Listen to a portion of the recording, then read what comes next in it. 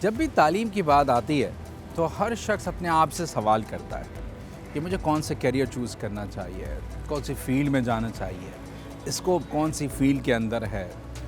کبھی کو اکثر و بیشتر بات نکلتی ہے اسکل ورسز ڈگری کی۔ تو لوگ عموماً سوچ رہے ہوتے ہیں کہ ہمارے اپنی لائف کے اندر پروفیشنل ڈیسیجنز کون کون سے ہونے چاہیے، کیسے لینے چاہیے۔ یہ سارے سوالات ایسے ہیں جو تقریباً ہر جوان، تقریباً ہر شخص پروفیشنل آدمی وہ ان چیزوں کا سامنا کرتا رہتا ہے مستقل، اور اپنے آپ کو گرو کرنے کے لیے کئی جستجو کر رہا ہوتا ہے، ڈھونڈ رہا ہوتا ہے راستے کہ فردر وہ گرو کیسے کر سکے۔ وہ سوالات کبھی کبھی اٹھاتا بھی ہے کہ پاکستان ایجوکیشن سسٹم کے اندر اس وقت کون کون سی اپرچونٹیز موجود ہیں جس سے گروتھ اس کو مل سکے۔ آج ہم آپ کی ملاقات کرا رہے ہیں طارق رحیم سومرو صاحب سے، جو ریکٹر ہے IUBM کے، اور جانیں گے، ان سے سمجھیں گے کہ کس طریقے سے انسان کو اپنی چیزوں کے اندر رائٹ ڈائریکشن کو لیتے وقت ڈیسیجن لینا چاہیے۔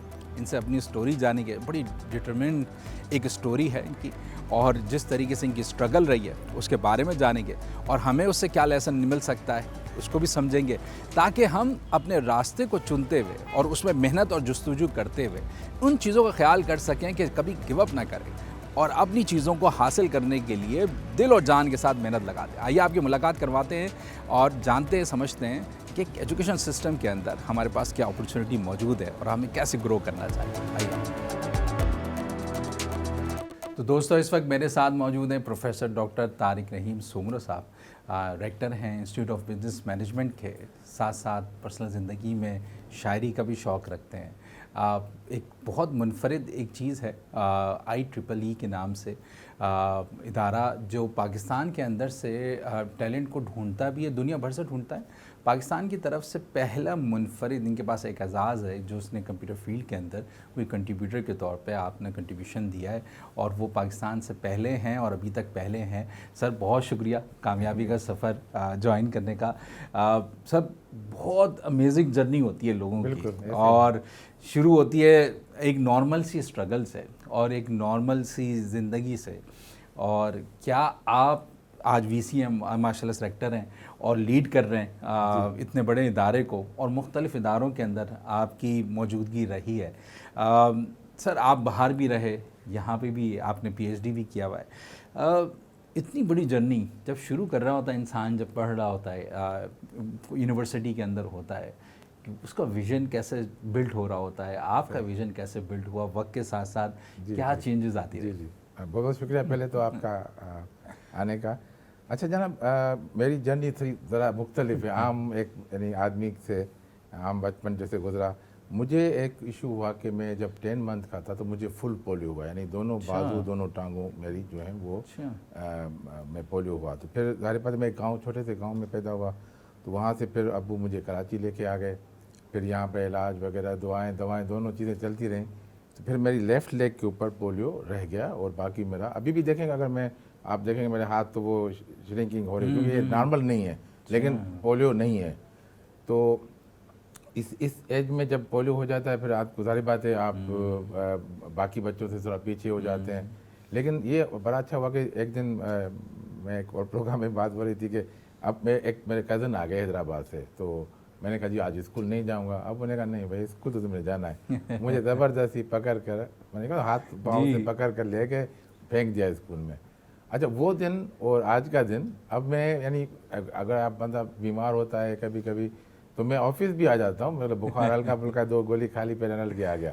تو ابو کی وہ جو ایک دن تھا، انہوں نے مجھے تھوڑا سا موٹیویٹ کیا کہ اب میں نے ناغہ نہیں کرنا اسکول میں۔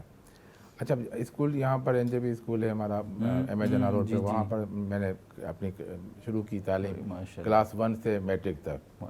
ظاہر بات ہے اسکول کے زمانے میں بھی ظاہر بات ہے میرا چلنا سلو تھا، کھیلنا کودنا میں نے کوئی بھی نہیں چیزیں، میں نے ہر چیز کھیلی، میں نے کرکٹ بھی کھیلی، فٹ بال بھی کھیلی، ہاکی بھی کھیلی، اور وہاں اسکول میں بھی کھیلی، گھر میں بھی کھیلی۔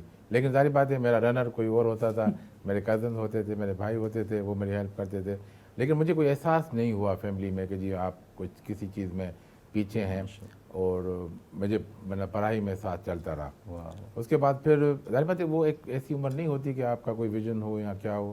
اس وقت یہ تھا کہ جہاز اڑتے تھے تو میں کہتا میں بھی پائلٹ بنوں۔ تو پھر جب میں انٹرمیڈیٹ میں آیا تو پھر مجھے انجینئر بننے کا شوق ہوا کہ میں انجینئرنگ میں جاؤں۔ تو لیکن کچھ مارکس کم تھیں تو انجینئرنگ میں مجھے داخلہ نہیں ملا. اسی زمانے میں کمپیوٹر سائنس سندھ یونیورسٹی میں پہلی بیچ کی اناؤنسمنٹ ہوئی. اچھا ابو نے مجھے تھوڑا سا اس طرح ٹرین کیا تھا کہ مجھے ٹائپنگ سکھوائی. مجھے وہاں جب ٹائپنگ سیکھ رہا تو وہاں کے کمپیوٹر کا کورس کی ایک ایڈ آ گئی, انگلش لینگویج سیکھ لی تھوڑی سی, وہ کورس بھی کر لیا. اس کورس کرنے میں مجھے تھوڑا سا کمپیوٹر کی طرف آ گیا دھیان کیا. نام ٹاکنگ اباؤٹ 1987. تو 87 میں اس وقت اتنا نہیں تھا. 88 میں مجھے داخلہ مل گئی. پھر میں نے کمپیوٹر کیونکہ اس وقت نیا تھا, کسی کو پتہ بھی نہیں تھا, میری پرسنٹیج بھی کم تھی, تو مجھے سندھ یونیورسٹی میں پہلی بیچ میں داخلہ مل گیا کمپیوٹر سائنس میں. اور میں کچھ پہلے ہی پروگرامنگ وغیرہ جانتا تھا, تو وہاں پر بھی میں نے ایکسل کرنا, ایسے جاتے ہی کہتے ہیں کہ اچھا پرفارم کرنے لگا. تو الحمدللہ میں نے پھر سندھ یونیورسٹی سے بیچلرز اور ماسٹرز کمپیوٹر سائنس میں کیا, اور یعنی with flying colour second position over all university میں. پھر میں وہیں پر مجھے پہلی ملازمت مل گئی. ادھر ریسرچ فیلو کے طور پر میں ٹیچنگ کرنے لگ گیا. اب مجھے یہ تھا کہ مجھے 17 گریڈ حاصل کرنا ہے. گورنمنٹ میں آپ کو اس زمانے میں تو پرائیویٹ سیکٹر میں نوکریاں نہیں ہوتی تھیں, ہوتی بھی تھیں تو لوگ پریفر نہیں کرتے تھے کہ جی پینشن ملے گی یہ وہ. تو پھر مجھے کہا 17 گریڈ کے چکر میں پھر مجھے پہلی جاب مل گئی سندھ مدرسۃ الاسلام اسکول, جو اس وقت یونیورسٹی نہیں بنا تھا. تو میں ادھر کمپیوٹر پروگرام آفیسر بن گیا. اور ساتھ ہی مجھے میں نے کیونکہ انٹرویو بہت دیے ہوئے تھے, تو جیسے میں نے جوائن کیا کہ نیکسٹ منتھ میں مجھے ایک اور آفر آ گیا نیشنل اسمبلی سیکریٹری سے, وہی کمپیوٹر پروگرامنگ. میری پروگرامنگ اچھی تھی, تو میں نے پھر کہا کہ مجھے اسلام آباد موو کرنا چاہیے کیونکہ وہاں اپرچونیٹیز زیادہ ہیں. جب میں سندھ مدرسے میں تھا تو میں نے اپلائی کیا تھا اسکالرشپ کے لیے, کہ مجھے اسکالرشپ اب نہیں ملی. تو پھر میں جب اسلام آباد چلا گیا تو پھر میں نے وہی اپلائی کیا دوبارہ. تو وہاں موجودگی کا فائدہ یہ تھا کہ آپ چلے گئے منسٹری میں, بھائی کیا ہوا میرے کیس کا, تو مجھے پھر اسکالرشپ وہ مل گئی. اور پھر میں 96 میں میں چائنا چلا گیا.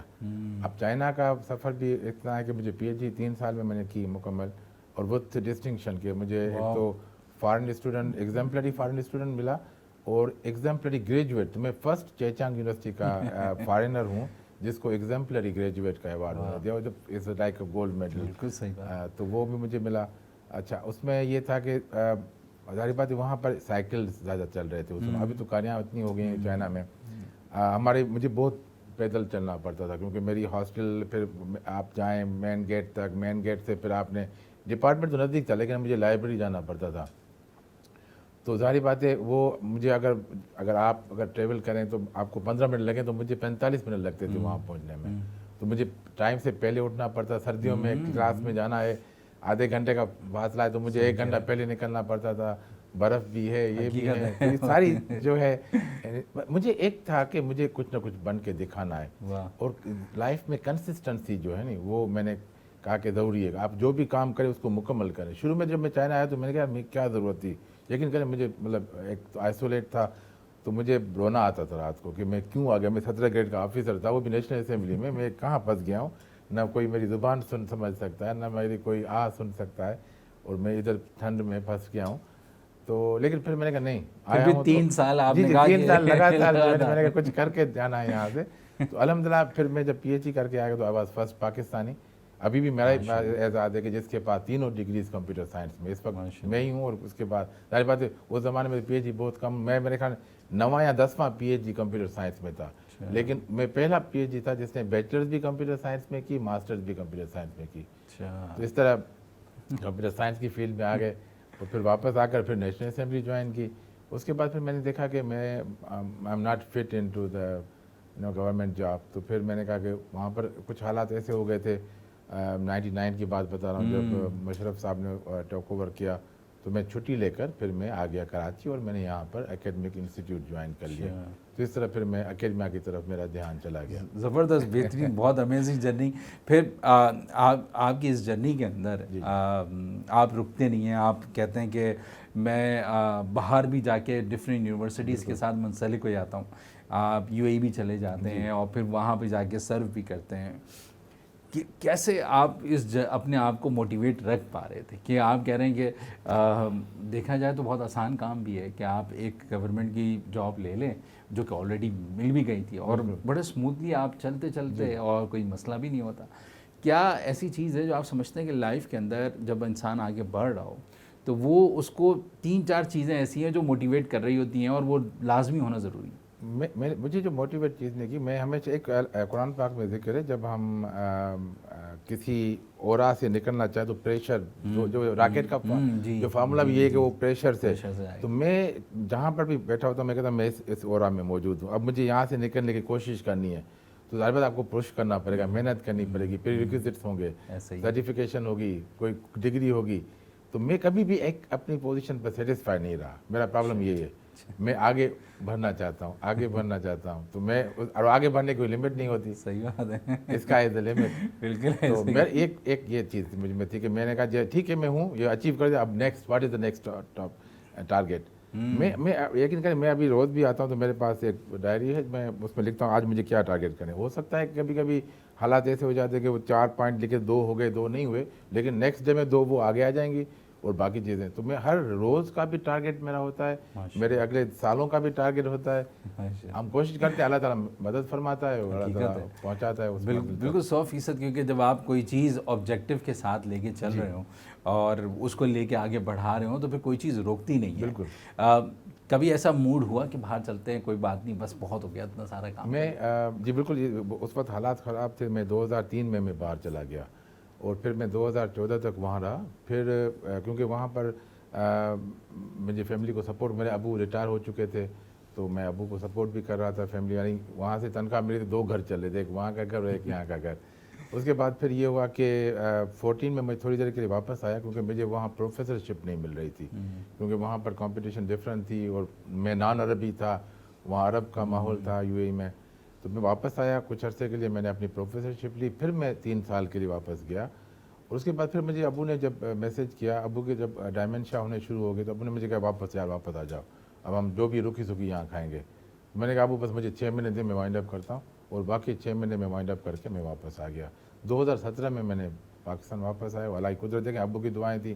میں وہاں تو ایز اے پروفیسر بیٹھا تھا، تو یہاں الحمدللہ میں آیا، میں نے آئی او بی ہی جوائن کیا اور یہاں پر میں ایز اے پروفیسر آیا. 1 سال بعد ایچ او ڈی، 9 مہینے بعد ڈین، اور پھر 1.5 سال بعد ایکٹنگ ڈائریکٹر، اور 3 سال کے بعد فل فلیش ڈائریکٹر. تو آپ ایک تو یہ کہ آپ کو دعائیں بھی ساتھ چلتی ہیں آپ کے، آپ نے جو محنت کی ہے، آپ کنسسٹنٹ ہیں، آپ تسلسل کے ساتھ ایک کوئی چیز ٹارگیٹ کرتے ہیں تو وہ آپ کو مل جاتی ہے. دیکھیں جب بلب بنا تھا تو اس وقت آپ کو یاد ہوگا تو اس وقت اس نے 99 ایکسپریمنٹ کیے تھے اور ناکام گیا تھا، 100 کے اوپر وہ بلب بنا. تو ہم ناکامی جب آپ کا مجھے بہت ریگریٹ آتے ہیں زندگی میں، جب کوئی کام کر رہا ہوتا ہوں ریگریٹ آئی ڈونٹ، مطلب جو نو ہوتا ہے نہیں میرے لیے وہ ہے new opportunity for me. When I receive no I welcome no, اور نو پر میں سجدہ شکر بھی کیا ہے. میں نے آپ یقین کریں کسی ایسی حالات تھے کہ نو ہوا، میں نے سجدہ کیا اللہ کو. میں نے کہا اللہ تعالیٰ مہربانی آپ کی کہ مجھے آپ نے یہ نہیں کیا. آپ حضرت علی کرم اللہ مجھے فرماتے ہیں کہ میری جو خواہشات ہیں اگر میری پوری ہو جاتی ہیں تو میں اللہ کا شکر ادا کرتا ہوں، اگر پوری نہیں ہوتی تو میں اللہ کا زیادہ شکر ادا کرتا ہوں کہ جو میری خواہش تھی وہ نہیں ہوئی لیکن جو آپ کی خواہش تھی وہ میں نے پوری ہوئی. زبردست. مجھے ہمیشہ یہ ہوتا ہے کہ ریگریٹ آتے رہتے ہیں اور میں ہمیشہ خوش ہوتا ہوں کہ ٹھیک ہے اور پش کرتے رہتے ہیں. ہاں، اپنے آپ کو موٹیویٹ کرتا ہوں کہ مجھے اور آگے بڑھنا ہے. بہت زبردست، بہت بہترین، بڑی مزے کی باتیں ڈٹرمنیشن کی جاری ہیں. ہم جا رہے ہیں ایک چھوٹے سے بریک پہ اور جانتے ہیں اس کے بعد آ کر کہ پاکستان کے اندر جو بھی ہماری یوتھ موجود ہے، جو لوگ موجود ہیں جو مستقل اپنی جرنی کے اندر جستجو کرتے جا رہے ہیں، وہ ابھی اس وقت سچویشن کیا ہے اور ہم کیسے اس اوور آل پاکستان کے ایجوکیشن سسٹم کو دیکھتے ہیں. جائیے گا نہیں، ملاقات ہو رہی ایک بریک کے بعد.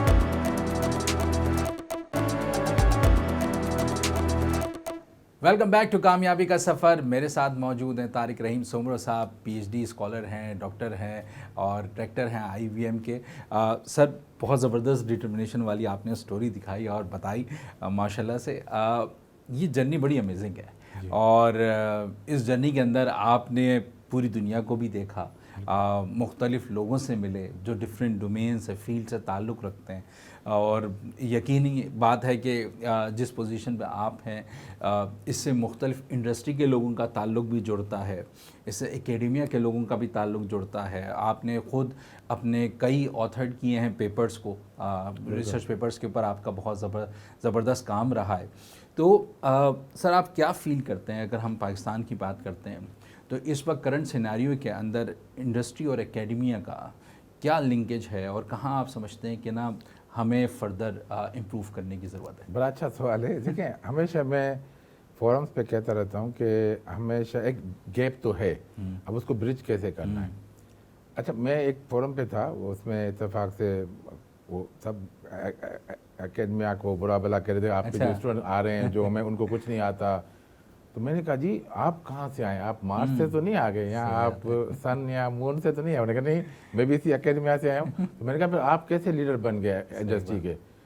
تو میں نے کہا جیسے میں جب میں نے نیشنل اسمبلی جوائن کی تو مجھے 6 مہینے کا ایک ٹائم فریم ملا کہ آپ یہ ہم انوائرمنٹ کرتے ہیں. یہ اس زمانے فاکس پرو ہوا کرتی، میں نے پڑھی نہیں تھی لیکن مجھے پروگرامنگ آتی تھی. میں نے وہ سیکھی ود ان 1 منتھ سیکھی اور میں نے پروگرام بنا دیا 3 منتھ میں. یعنی 6 مہینے انہوں نے کہا کہ آپ سیکھیں کام، میں نے 3 مہینے میں ان کو پروگرام بنا کے دے دیا. تو ایک موقع انڈسٹری کو چاہیے کہ جو بھی گریجویٹ آ رہا ہے اس کو ایک ٹائم دیں، چھوٹا ٹائم 3 مہینے کی 6 مہینے کی ٹریننگ دیں. دیکھیں ہر کوئی یہاں پر ہمارا ہوتا ہے پکی پکائی روٹی آپ نے سنی ہوگی اس زمانے میں، تو یہاں ہر کوئی چاہتا ہے کہ پکی پکائی روٹی ملے، یہاں پڑھ کے آگے آپ کو سب آتا ہو.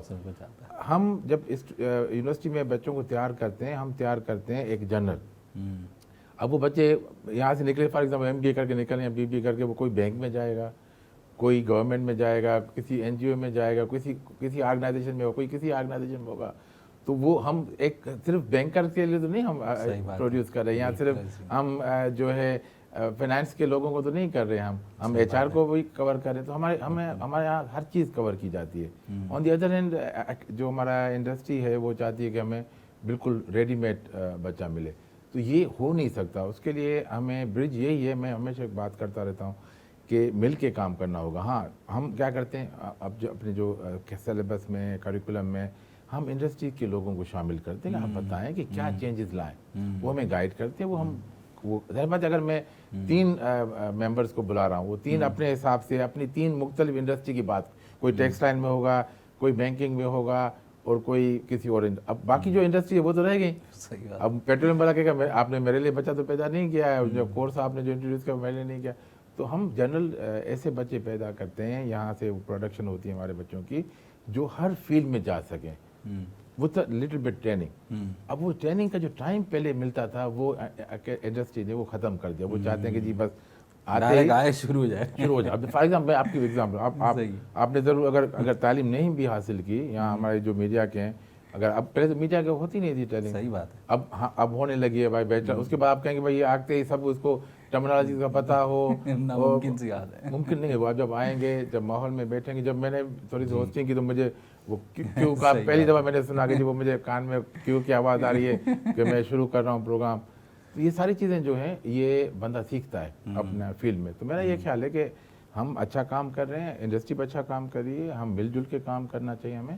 اور ہمیں ان کو بھی ٹائم چاہیے کہ ان کو تھوڑا سا وقت دیں ہمارے گریجویٹس کو، تو وہ گریجویٹ پھر اچھا پرفارم کریں گے. حقیقت ہے. اور بڑی زبردست بات آپ نے کہی، کیونکہ ہم جب یہ دیکھتے ہیں نا، جب ہمارا ٹیلنٹ یہاں کا جو اکثر بیشتر کہا جاتا ہے کہ ہمارے اکیڈمیا کمزور ہے، مثال کے طور پہ جیسے آپ نے بیچ میں ایک ریفرنس بھی اٹھایا، میں دیکھتا ہوں کہ جب یہاں سے بھی بچے نکل کے باہر کے ریسرچ انسٹیٹیوٹ میں جاتے ہیں، وہ وہیں پہ اڈاپٹ بھی کرتے ہیں، اپنا کام بھی کرتے ہیں، اپنا پی ایچ ڈی ماسٹرز مکمل بھی کرتے ہیں، اور وہ اسکالرشپس پہ جاتے ہیں. اور کیونکہ ہمارا بچہ بہت کم ایسا ہے کہ بہت کم ریشو ایسا ہے جو 50 لاکھ سے لے کے 1 کروڑ روپے سال کا افورڈ کر سکے، تو وہ اپلائی کرتا ہے اسکالرشپس کے لیے. جب اسکالرشپ اس کو ملتی ہے تو پھر وہ اس یونیورسٹی کے اندر جاتا بھی ہے اور وہ اس کو کر بھی پاتا ہے. تو یہ بات تو طے ہے کہ ٹیلنٹ تو ہے، اور ٹیلنٹ یہاں پہ بھی جو ریکوائرڈ چیزوں پہ تیار کیا جاتا ہے اس کے حساب سے وہ وہاں کے لیے ایکسیپٹیبل بھی ہو جاتا ہے. اور بس یہاں کا جو انڈسٹری کا گیپ ہے جس کے اندر اس کو انٹرنشپ کی اپرچونٹی شاید نہ مل پاتی ہے، جس کو ہینڈز آن ایکسپیرینس نہیں مل پاتا، جو 3rd اور 4th ایئر کے اندر میجرلی جو پارٹ آتا ہے. آپ کیسے سمجھتے ہیں کہ یہ انڈسٹری والوں کو کیسے اپنی ونڈو یونیورسٹیز کے ساتھ، انسٹیٹیوٹس کے ساتھ مل کے کھولنی پڑے گی جس کے تھرو ان بچوں کو، ٹیلنٹ کو، یوتھ کو خاص طور پہ ایکسیس مل سکے ہینڈز آن جو نئی ٹیکنالوجیز ہیں، کیونکہ ڈیفینیٹلی اور انڈسٹری کے اندر ایک نئی ٹیکنالوجی پہ کام کر رہا ہوگا، ورنہ وہ سروائیو نہیں کر پائے گی، تو وہ اس کو وہ ایکسیس مل سکے. تو اس کا کیا فریم ورک ہو سکتا ہے؟ دیکھیں اب اس میں ایک بات ایڈ کروں گا پہلے، پھر میں آپ کو جواب دوں گا. جیسے اب ہم یہاں بڑی باتیں سنتے برین ڈرین، جی بھائی برین ہے تو ڈرین ہو رہا ہے نہیں. اس کا مطلب ہے کہ ہمارے بچے جو اچھے ہیں وہ تو باہر چلے جاتے ہیں. اب جو ایوریج ہیں وہ یہاں رہ گئے. اب جو ایوریج رہ گئے، اچھا ہمارے اچھے بچوں کو انڈسٹری ہائر نہیں کرتی کیونکہ ان کی ڈیمانڈ زیادہ ہے. اگر وہی پیسے ان کو جو باہر والے دیتے ہیں یہاں دیتے ہیں تو وہ یہاں بیٹھیں گے، کام کریں گے. ठीक है, तो वो एक तबका हमारा स्टूडेंट का निकल गया, ग्रेजुएट्स का। दूसरा हमारा ग्रेजुएट का तबका जिसकी आप बात करें, अब वो आ गया इंडस्ट्री में। अब इंडस्ट्री को चाहिए कि वो उनको, जैसे मैंने कहा पहले, कि उनको थोड़ा सा एक सेशन रखें 2 माह से 4। अब स्टेट बैंक देख लें, स्टेट बैंक किसी को वैसे हायर नहीं करती, उनका 6 मंथ का पूरा प्रोग्राम होता है।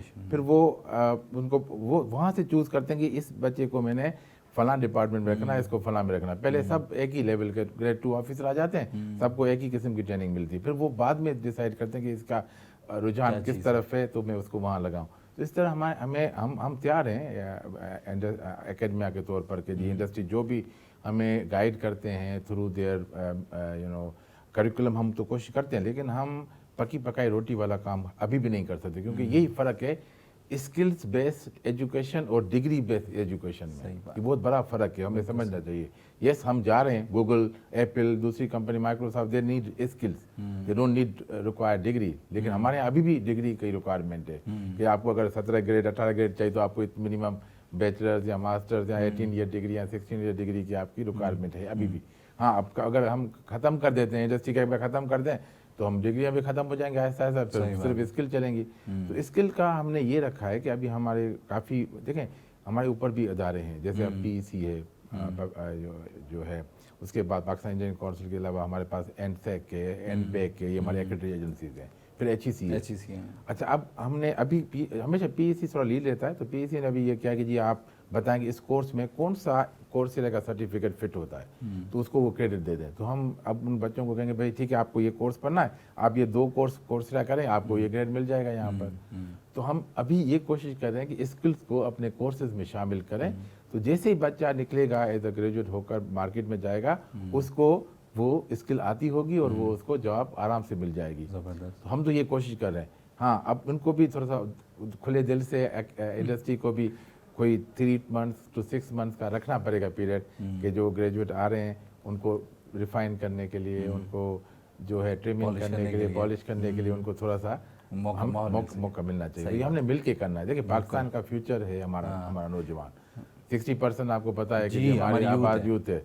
अगर ये 60% बगैर किसी कंट्रोल के या बगैर किसी सिस्टम के आगे निकल के, तो हमारे लिए बहुत मसला होगा। सही बात है। इस मसले को हल करने के हम सबको मिलके काम करना पड़ेगा। एग्जैक्टली ऐसा ही है। अगर इंडस्ट्री और एकेडमिया दोनों मिलके साथ में नहीं चलेंगे, तो ना उसको हैंड्स ऑन एक्सपीरियंस मिल पाएगा और ना ही वो उस नॉलेज को कैरी कर पाएगा। तो यहाँ से एक डिबेट और निकल रही है स्किल्स वर्सेस डिग्री की, और ये बड़ा हॉट टॉपिक है सोशल मीडिया के अंदर। बच्चे स्किल की साइड भागें या डिग्री की साइड भागें, इसका जवाब हम लेते हैं एक ब्रेक के बाद और जानते हैं कि कौन सी साइड पे जाना चाहिए और कैसे चलना चाहिए। जाइएगा, मुलाकात हो रही है एक ब्रेक के बाद।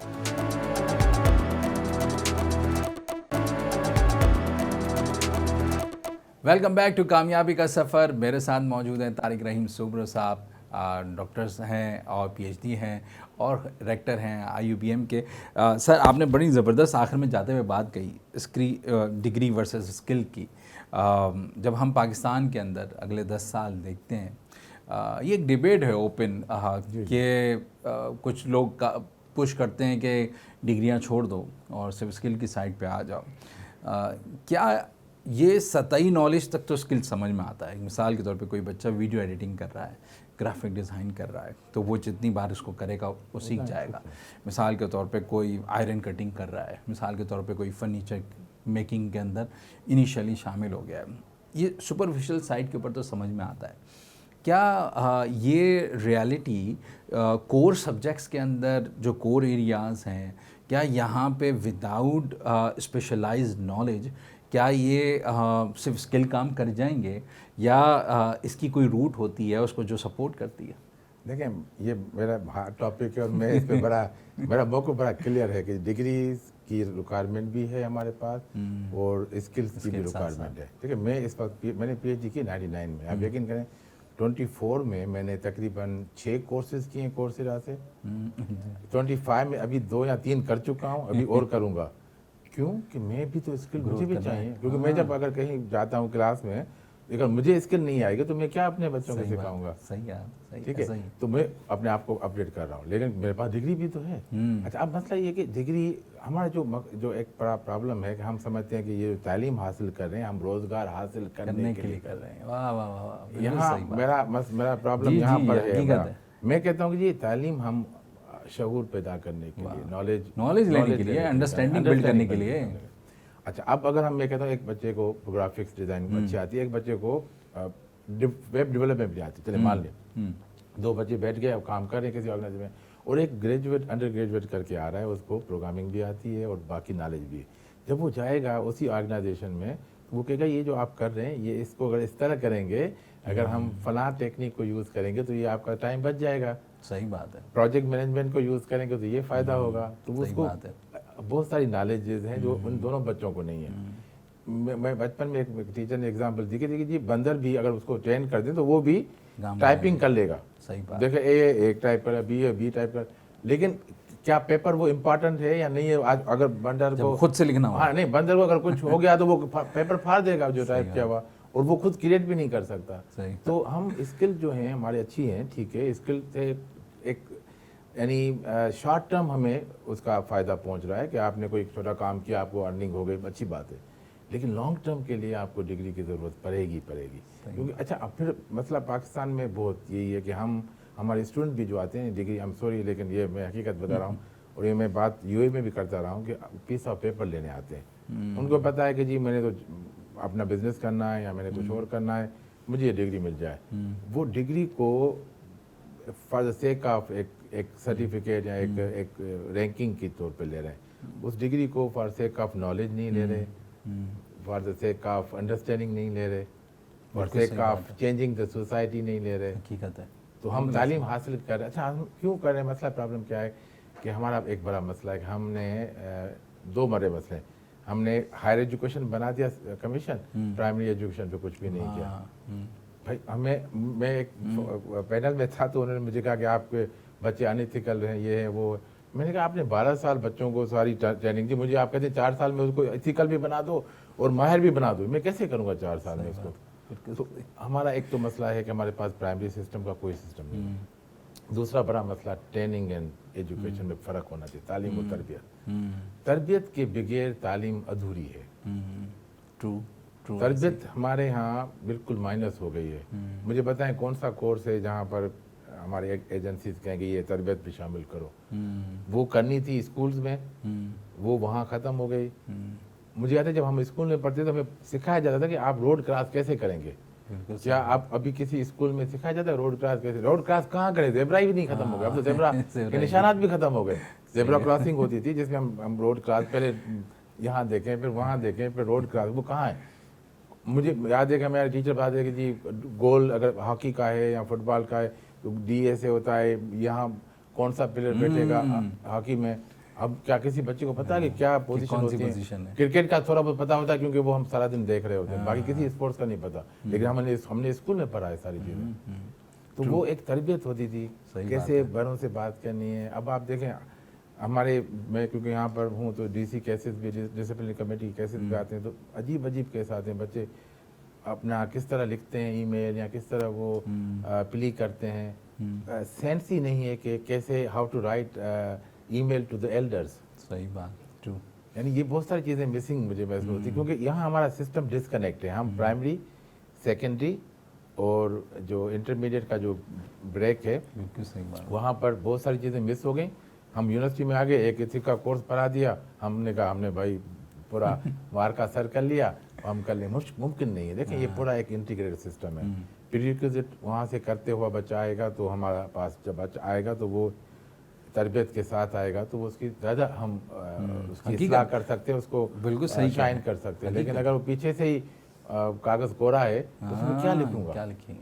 तो और जो भी चीज़ हो पाएगी वो बहुत ही मिनिमल लेवल के ऊपर हो पाएगी। ये पूरा एक निज़ाम है, हाँ, पूरा सिस्टम तो है, बड़ी ज़बरदस्त आपने इस फ्रेमवर्क को खींचने की कोशिश की। तो अगर हम देखते हैं पाकिस्तान एजुकेशन सिस्टम को नेक्स्ट 10 ईयर्स के अंदर किस टाइप की अप्रोच लेनी पड़ेगी ताकि हम होलिस्टिकली एक अच्छा बच्चा डेवलप कर सकें और यूथ को کس طریقے سے اپنے آپ کو بلڈ کرنا پڑے گا اس نئے چینجنگ ایرا کے اندر، جہاں پہ مستقل ایک ریزیلینس کی آپ کے اندر ویلیو ہونی چاہیے، اڈاپٹیبلٹی کا آپ کے اندر آرٹ ہونا چاہیے کہ آپ کیسے گرو کریں گے اور اپنی چیزوں کے اندر ایک گروتھ مائنڈ سیٹ کے ساتھ چل سکیں.